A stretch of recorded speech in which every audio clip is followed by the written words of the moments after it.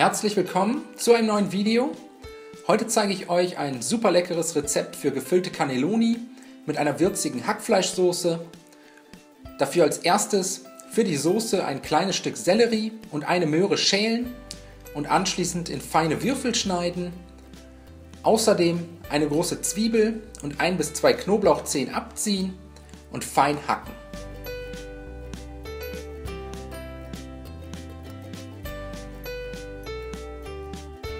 Wenn wir schon mal dabei sind, gibt es für Cooper auch gleich noch ein kleines Stück Möhre.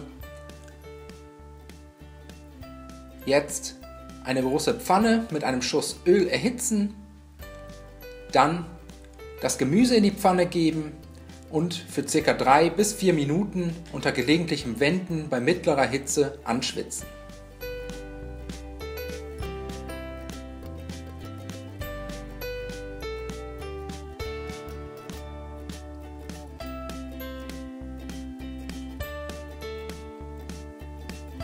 Wenn das erledigt ist, kommt das Hackfleisch in die Pfanne, insgesamt 400 Gramm, halb Rind, halb Schwein, und dann für weitere 3 bis 4 Minuten bei mittlerer bis hoher Hitze krümelig anbraten.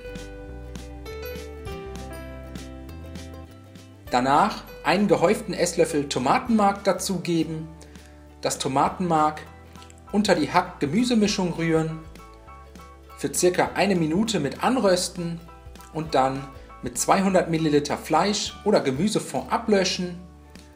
Anschließend alles einmal gut umrühren, den Fond nahezu komplett verkochen lassen und danach kommen auch schon die restlichen Zutaten in die Pfanne. 500 ml passierte Tomaten, je einen Teelöffel Thymian und Rosmarin und eine gute Prise Salz sowie frisch gemahlener Pfeffer. Die Soße jetzt nochmals gut umrühren, zum Kochen bringen und für ca. 15 Minuten bei niedriger Hitze köcheln lassen, so lange bis die Soße etwas dickflüssiger geworden ist. Die Pfanne dann vom Herd ziehen und zum Abkühlen zur Seite stellen. Währenddessen kümmern wir uns um die Bechamelsoße. Dafür 50 Gramm Butter in einen kleinen Topf geben, bei niedriger bis mittlerer Hitze zum Schmelzen bringen und sobald die Butter anfängt zu schäumen, 50 Gramm Mehl dazugeben, Butter und Mehl mit einem Schneebesen gut miteinander verrühren, unter ständigem Rühren ca. 1 Minute anschwitzen und dann 400 ml kalte Milch sowie 200 ml Fleisch oder Gemüsefond dazu gießen. Milch und Fond klumpfrei unterrühren, das Ganze zum Köcheln bringen und unter ständigem Rühren ca. 2 bis 3 Minuten köcheln lassen. Die Bechamelsoße anschließend vom Herd ziehen, mit etwas Salz, Pfeffer und Muskatnuss abschmecken und danach sind wir damit auch schon fertig. Jetzt kümmern wir uns um die Cannelloni. Die Füllung sollte für ca. 20 Röllchen ausreichen. Die Hackfleischmasse einfach mit Hilfe eines Trichters und einem Löffel in die Röllchen füllen.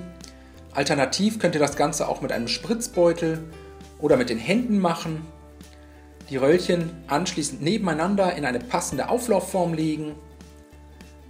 Danach die heiße Bechamelsoße über die Cannelloni-Röllchen gießen.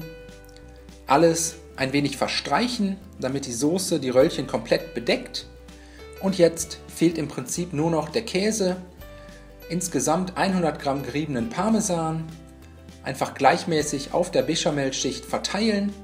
Und so kommen die Cannelloni jetzt in den vorgeheizten Backofen bei 200 Grad Ober-Unterhitze für ca. 35 bis 40 Minuten, bis der Käse geschmolzen ist und eine schöne goldbraune Farbe angenommen hat. So sehen die fertigen Cannelloni dann aus. Anschließend auf Tellern verteilen, mit etwas fein gehacktem Basilikum garnieren und servieren. Ich hoffe, euch hat das Video gefallen. Ich wünsche euch viel Spaß beim Nachmachen. Bis zum nächsten Mal.